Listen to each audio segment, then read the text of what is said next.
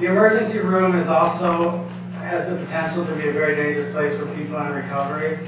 I can tell you that I've been to the emergency room a couple times, and since I got sober, and I've been sober about 10 years. One time I was jogging in the woods and I rolled my ankle and broke my ankle, and I went to the ER, and they x-rayed me and they said, yeah, you got this thing with your ankle and we are going to prescribe you some opiate pain medications. And I said, no, thank you. And then the doctor said, well, you're going to be in a lot of pain, you should really take these medications. And I said, no, really, I'll just do ibuprofen, thank you. And the doctor said, are you sure, because you're going to really be in a lot of pain? And I said, no, thanks, doc, I'm good with 800 milligrams of ibuprofen. You know, I'll be fine.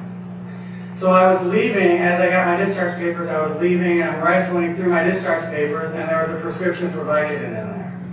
So this was, I had given this guy I had asserted myself 3 times and said, I don't want this stuff. And I got it anyway. And it, you know, it wasn't that this guy wanted me to use opiates and die. He honestly thought he was doing a good job and probably lacked, you know, the knowledge. Another time I was at the ER, I had vertigo, so every time I moved my head, I felt like I was spinning really badly. And I went to the ER, and pretty much the same thing happened, but this time it was with a benzo, and I had to decline it a couple times. So the emergency room is a place where that can be dangerous for people in recovery. And a lot of us, if not most of us, are going to end up there at some point in our lives. Another thing that we need to talk about are sort of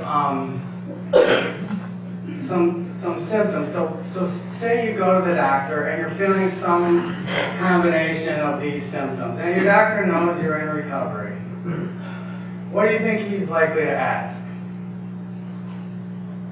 That's not a rhetorical question. Well, it is, but anybody? When's the last time you had a drink? Right. So he might ask you, have you been using, right? He's probably not going to ask you questions about your recovery. So one of the things that we talk about is that abstinence does not equal recovery, and that an alcoholic or an addict who is abstinent from drugs and alcohol but is not working a program of recovery is likely to experience some symptoms that might look a lot like a mood disorder or something that they need medication for. And anybody who's in